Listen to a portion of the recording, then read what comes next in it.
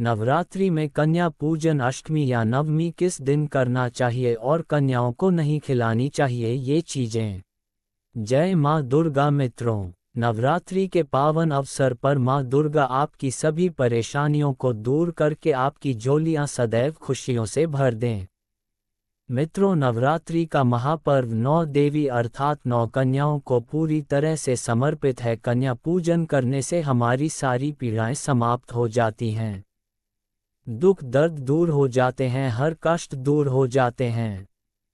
दोस्तों, जैसा कि आपको पता है कि नवरात्रि में माता रानी के 9 स्वरूप शैलपुत्री, ब्रह्मचारिणी, चंद्रघंटा माँ, कुष्मांडा, स्कंद माता, कात्यायनी, कालरात्रि माता, महागौरी माता और सिद्धिदात्री की विशेष रूप से पूजा अर्चना की जाती है और बड़े ही भक्ति के साथ, श्रद्धा और उमंग के साथ माता की पूजा की जाती है। हमारे हिंदू पंचांग में बताया जाता है कि इन 9 दिनों में माँ दुर्गा से जुड़ी सभी शक्तियाँ पूरी तरह से जागृत हो जाती हैं, इसलिए इन दिनों में माँ दुर्गा को संपूर्ण विधि विधान पूजें।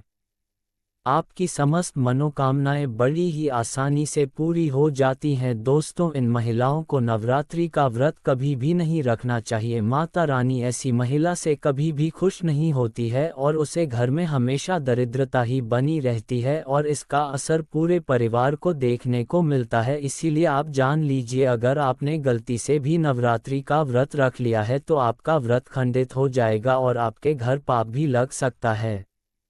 जान लीजिए कहीं आप भी इन 5 महिलाओं में से तो नहीं है।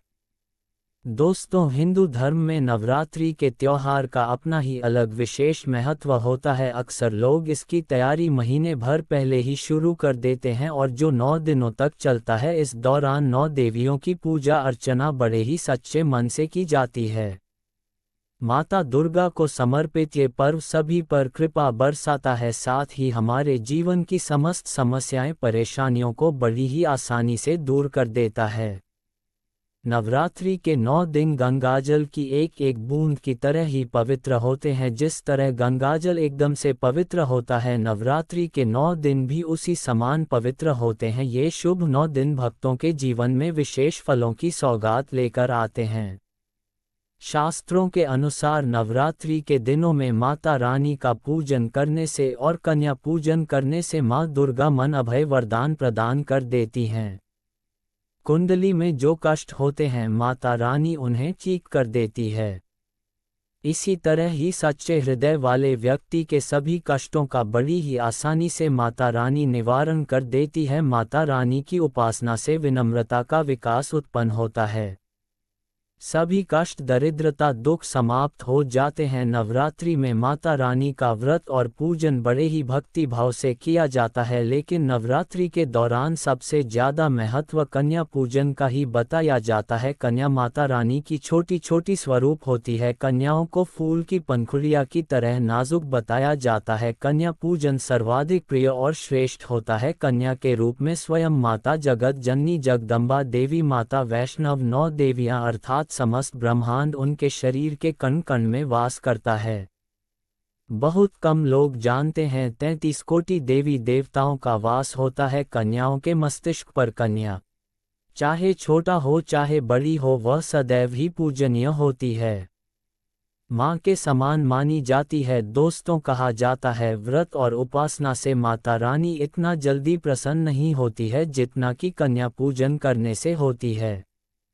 अगर कोई व्यक्ति सच्चे हृदय से पूरी लगन के साथ कन्या पूजन कर देता है तो उसके जीवन की मान्या रानी साए जाता है, दूर कर देती है जाता है। बदले में छोटी आकमया जा का स्वरूप माना पसंद करने के लिए उन्हें गिफ्ट उपहार में अवश्य ही देना चाहिए। कहा जाता है कि अगर कन्याओं को कोई भेंट दे दी जाए और वह उसे खुशी खुशी स्वीकार कर ले तो इसका मतलब है माता रानी अर्थात माता वैष्णव ने आपकी भेंट को स्वीकार कर लिया है। जिन पर कन्याएं प्रसन्न हो जाती हैं तो समझो उन्हें माता रानी का आशीर्वाद निश्चित रूप से जाता है, उनके मुंग मांगी मुराद पूरी हो जाती है। कन्या पूजन कोई मामूली पूजन नहीं होता है, ये समस्त ब्रह्मांड में जो पूजा होती है उनसे बढ़कर कन्या पूजन को माना जाता है। 10 बार गंगा का स्नान कर लो और 100 बार यज्ञ कर लो तथा 1000 बार यात्रा कर लो, जो पुण्य इन सब से मिलता है वह पुण्य मंत्र। नवरात्रि में एक बार कन्या पूजन करने से करोड़ों भक्तों को मिल जाता है। दोस्तों, इसीलिए कहा जाता है कि कन्याओं को कभी भी किसी भी व्यक्ति को भूलकर भी सतना नहीं चाहिए, इससे समस्त ब्रह्मांड हिल जाता है। कन्याओं की जितनी ज़्यादा सेवा की जाए उतनी ही कम होती है। कन्याएं कोई मामूली नहीं होती है, स्वयं उनके मस्तिष्क पर माता रानी विराजमान होकर हमारे घर में प्रवेश करती है। नवरात्रि में कन्या पूजन 2 साल से लेकर 10 साल तक की कन्याओं का किया जाता है।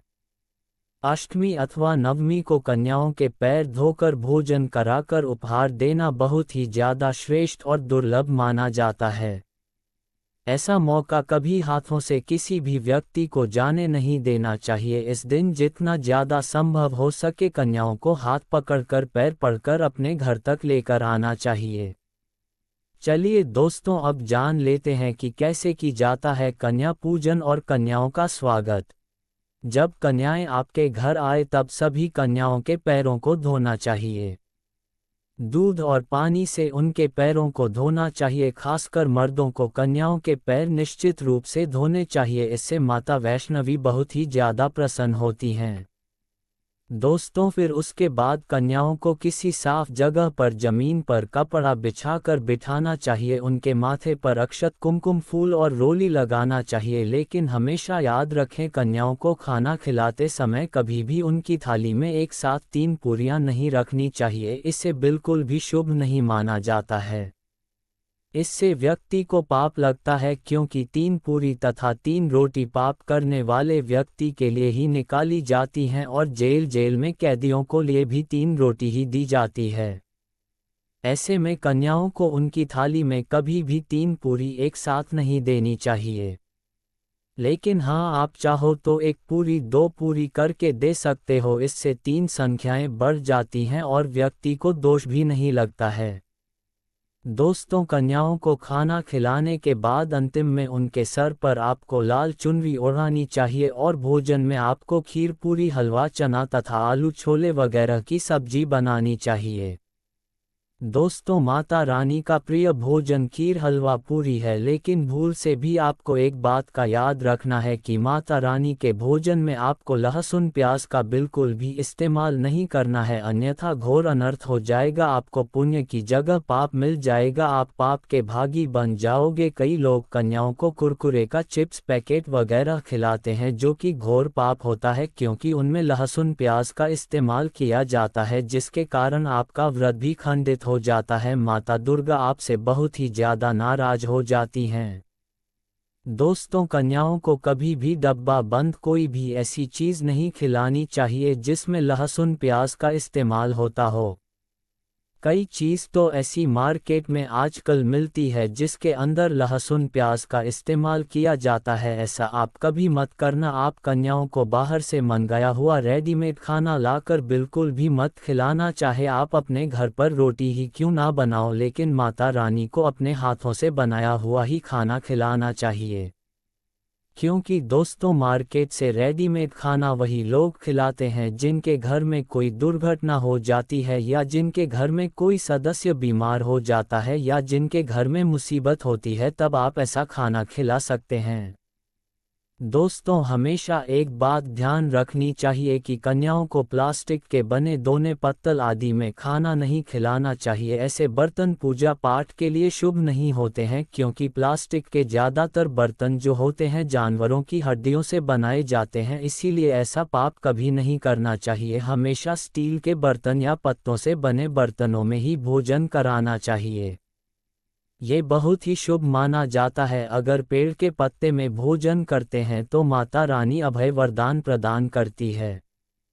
दोस्तों, एक बात का आपको निश्चित रूप से ध्यान रखना है कि यदि नवरात्रों के समाप्त होने के बाद यदि बीच में कन्या पूजन में शुक्रवार का दिन पड़ जाए तो कन्याओं को कोई भी खट्टी चीज़ भूलकर भी नहीं खिलानी चाहिए, क्योंकि शुक्रवार का दिन माता संतोषी का दिन होता है और नवरात्रि के दिनों में माता संतोषी सक्रिय अवस्था में हो जाती हैं, यानी वह भी 9 देवियों के साथ में आपके घर में वास करने के लिए आ जाती हैं। इसीलिए कन्याओं को भूलकर भी शुक्रवार के दिन नवरात्रि में खट्टी चीज़ बनाकर नहीं खिलानी चाहिए, वरना आपको घोर पाप लगेगा और आपका किया कराया सब बर्बाद हो जाएगा।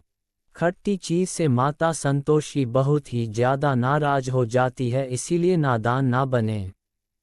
दोस्तों, भोजन करने के बाद कन्याओं की थाली में आपको एक लौंग जरूर रखना चाहिए, क्योंकि लौंग माता देवी शक्ति तथा दुर्गा माँ को बहुत ही ज़्यादा प्रिय है। लौंग माता शक्ति का ही प्रतीक मानी जाती है। लौंग में नवदुर्गा का वास होता है। इन 9 दिनों में माता रानी को लौंग का भोग भी लगाया जाता है और माँ रानी की पूजा में भी लौंग का उपयोग किया जाता है। तो खाना खाने के बाद कन्याओं को लौंग अवश्य अर्पित करनी चाहिए। माता रानी को अमृत से बढ़कर लौंग फ्री है, इसीलिए कन्याओं को थाली में चुपचाप एक लौंग रखकर जरूर देनी चाहिए। आपका भाग्य साथ में आसमान पर पहुंच जाएगा। माता लक्ष्मी आपके जीवन में धन की कभी कोई कमी नहीं आने देगी। दोस्तों, आपको बता दें, कन्या कन को उपहार में क्या दिन कन्याओं को खुश करने के लिए उनकी थाली में आपको थोड़ी बहुत दक्षिणा तो अवश्य ही देनी चाहिए, ताकि आपके घर में संपन्नता बनी रहे और धन की कभी कोई कमी ना हो। कन्या जब आपके घर से खुशी खुशी धन लेकर जाएगी तो वह भी आपको खुशी खुशी कई गुना धन प्रदान करेगी। इस समय कंजूसी नहीं करनी है, खुशी खुशी कन्याओं को धन अवश्य दे देना है। कन्याओं को कोई सुंदर गिफ्ट भी भेंट कर सकते हैं। शास्त्रों में कहा जाता है कि कन्याएं जितना ज्यादा खुश होती है, माता रानी उतनी ही जल्दी व्यक्ति को फल प्रदान कर देती हैं। ऐसे में आप कन्याओं को चॉकलेट बॉक्स भी दे सकते हैं तथा खूबसूरत कपड़े भी खरीद के दे सकते हैं, या फिर आप स्टील के बर्तन भी गिफ्ट के तौर पर दे सकते हैं, या आप कन्याओं को कोई भी लंच बॉक्स दे सकते हैं। याद रखना कि कन्याओं को कभी भी भूलकर भी कन्याओं को काले कपड़े गिफ्ट के तौर पर नहीं देने चाहिए, और ना ही कन्याओं को कोई लोहे का सामान खरीद कर देना चाहिए, नहीं तो राहु केतु का प्रभाव आपके जीवन में बहुत ही बुरा असर दिखाएगा। राहुकाल तथा राहु दोष आपका कभी पीछा नहीं छोड़ेंगे, आपको बर्बाद कर देंगे। दोस्तों, जब कन्याएं अपने घर के लिए प्रस्थान करें तो आपको प्रत्येक कन्या के चरणों का छूना चाहिए और अपने मन में चरण छूते समय प्रार्थना बोलनी चाहिए। सच्चे दिल से मांगी हुई मुराद माता रानी निश्चित ही पूरा करती है। सच्चे दिल का मतलब मन से कोई भी लालच ना हो, और अगर वह लालच माता रानी को पाने के लिए बन जाए तो उसे बोलते हैं सच्ची श्रद्धा और सच्ची भक्ति। ऐसी भक्ति के आगे स्वयं 33 कोटि देवी देवता आपको नमस्कार कर देते हैं। दोस्तों, नवरात्रि के दिनों में अगर आप नवरात्रि के 9 दिनों तक अखंड ज्योति जलाने वाले हैं तो गलती से भी आपको घर खाली छोड़कर नहीं जाना चाहिए। जिस घर में अखंड ज्योत जली हो वहां हर समय कोई ना कोई अवश्य होना चाहिए। 9 दिन का व्रत रखने वाले भक्त को प्रतिदिन स्नान के बाद स्वच्छ वस्त्र धारण करने चाहिए। नवरात्रि के दौरान अगर आप स्वच्छ नहीं रहेंगे तो माता आपसे नाराज हो सकती हैं। नवरात्रि के व्रत का व्रत रखने वालों को नींबू खाने से भी परहेज करना चाहिए। इसके साथ ही मांस मदिरा का सेवन करने से भी बचे। अगर आप मांस मदिरा का सेवन करते हैं तो माता आपसे रुष्ट हो जाएंगी। कई लोग नवरात्रि के दौरान व्रत रखते हैं और दिन में सो जाते हैं। शास्त्रों के अनुसार नवरात्रि के दौरान आपको गलती से भी दिन के समय नहीं सोना चाहिए। दिन के समय आप माता के मंत्रों का जप कर सकते हैं। नवरात्रि के 9 दिनों में वासना जनित विचारों को ना आने दे, मन को विचलित होने से रोके और इसके लिए आध्यात्मिक पुस्तकों को पढ़े। इस दौरान शारीरिक संबंध बनाने से भी आपको बचना चाहिए। व्रत रखने वाले भक्तों को चमड़े से बनी चीजों का इस्तेमाल नहीं करना चाहिए। बेल्ट, जूते, चप्पल यदि चमड़ के हैं तो उनका इस्तेमाल इस अवधि में ना करें। नवरात्रि में भोजन को लेकर भी नियम बताए गए हैं। इस दौरान आपको लहसुन, प्याज जैसे तामसिक भोज पदार्थों का सेवन करने से बचना चाहिए। 9 दिनों तक नाखून, दाढ़ी, बाल और नाखून काटने की भी मनाही ही होती है। व्रत रखने वाले फलाहार कर सकते हैं, लेकिन फलाहार आपको प्रतिदिन एक ही स्थान पर करना चाहिए। इस अवधि में माता की पूजा के दौरान गलती से भी बीच में ना उठे। अगर आप ये गलती करते हैं तो माता नाराज हो सकती। दोस्तों, नवरात्रि के पूरे 9 के 9 दिन घर में किसी भी सदस्य को भूलकर भी नाखून नहीं काटने चाहिए। नाखून काटने वाली मशीन का प्रयोग भूलकर भी नहीं करना चाहिए। ये बहुत ही ज़्यादा अशुभ माना जाता है। इसी प्रकार से दोस्तों, आप लोगों को इस बात का भी बहुत ही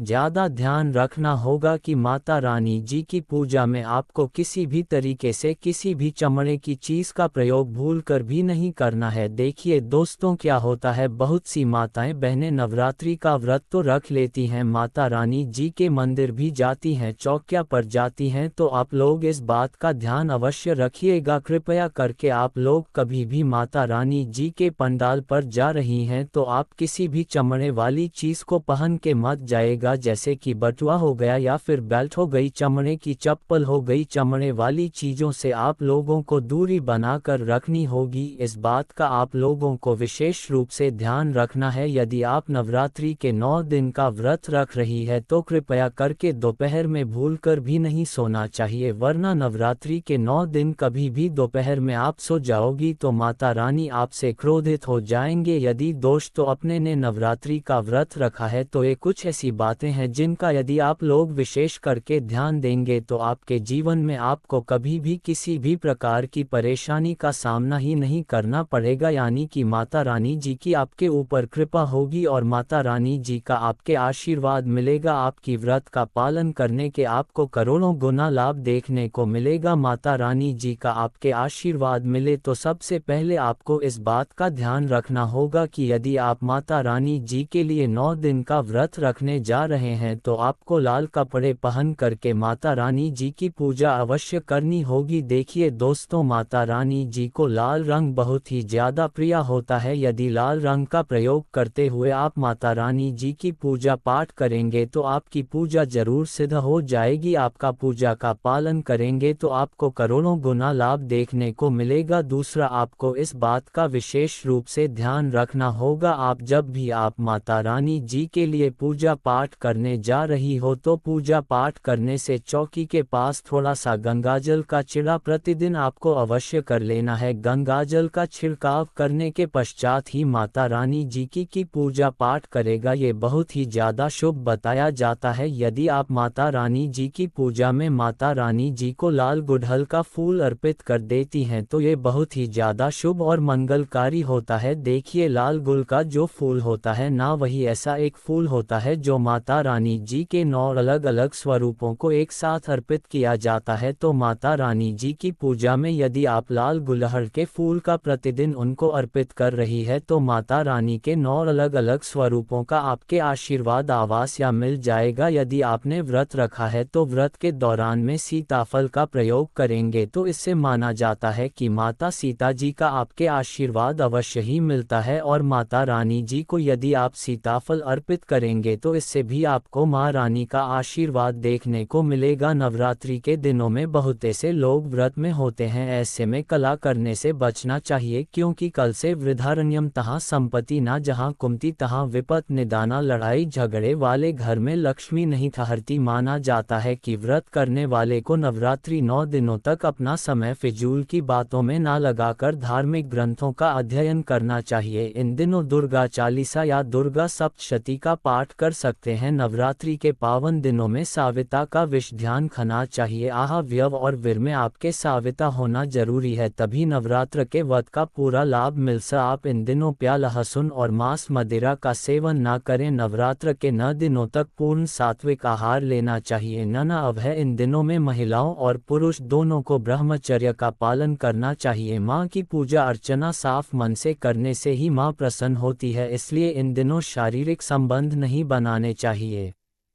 अंत में चैनल को सब्सक्राइब जरूर कर लेना मित्रों।